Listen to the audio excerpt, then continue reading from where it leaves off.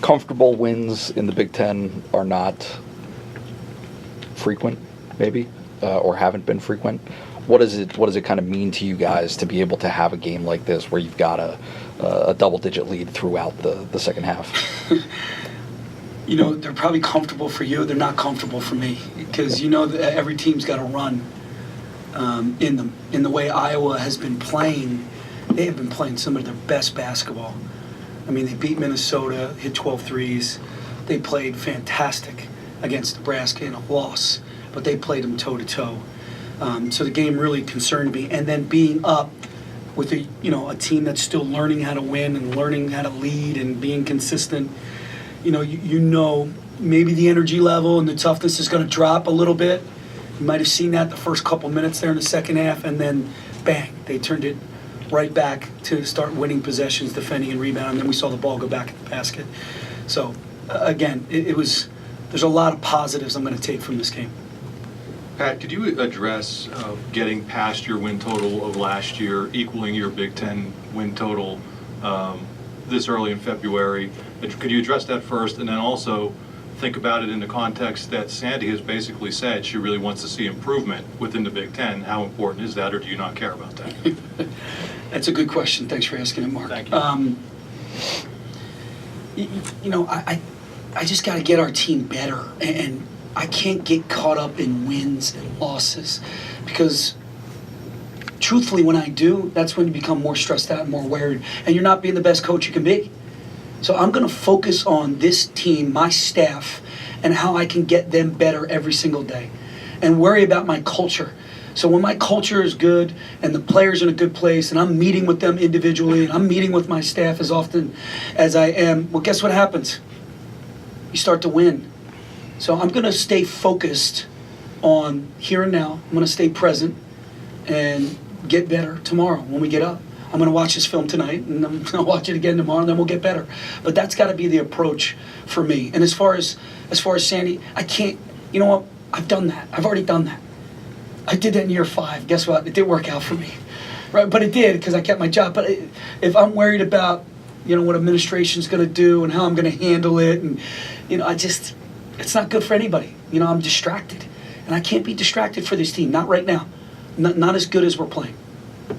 How do you think their preference to play at up-tempo, perhaps, if it all lent to your offensive flow? I mean, you were in a rhythm early, and then secondly, I asked this of Fran, what's the biggest difference you see in your team today from the last time you played them in early December? Yeah, they want to play fast. The pace of the game, they want to go up and down. There's no doubt about it, and we definitely were able to score some baskets early, and they missed some easy ones early. I mean, when Bohannon got loose there for his only 3, ironically, it was in the first couple minutes of the game, you're concerned, you're worried. But then I thought our defense was really good, especially in their early offense. They're looking for Cook, they're looking for Garza, then they're going to look for Bohannon. So I thought we did a pretty good job defending them and taking care of business. Look, I think when I look back at that game, it felt like 2 years ago. We were 2 different teams, and I think Iowa is much better than the score indicates today, and the way they were playing was terrific. Again, Minnesota and Nebraska, I thought they played some really, really good basketball. They've grown up, they've matured. Cook's a monster, he's an absolute beast. But I think we've grown up, and I think we've matured. And you're starting to see that connectivity start to shine through in games now. And that's what we need. We need to stay together. We need to stay connected, and we can't worry about the noise on the outside, the distractions on the outside. That's why I say let's just stay present and take care of what we have to take care of. You can go. You've probably had seasons here where you haven't had 10 dunks, not your teams, but other ones. Do you get caught up in watching that? And to take it a step further, when you see Lamar do a 360 like that, are you concerned about showboating at all, or not? You know what? I never want to show up a guy who has 400 wins, who's such a class guy who I know really well, and that's why I called that timeout. Hey, we're not here to embarrass anybody. That's not what we do. I got too much respect for Iowa and Franny McCaffrey. But I don't get caught up in that stuff. It's 2 points either way, and but you got to let them have fun, right? They got to enjoy it, because these kids sacrifice their summer. They sacrifice so much during the course of a year that you want them to have some fun. Thanks, guys.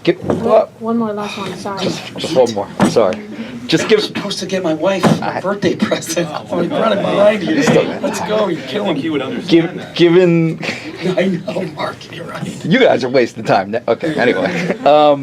No, but given the impact of fouls on Mike on Wednesday night, Yeah. did you feel like he was more mindful of that tonight?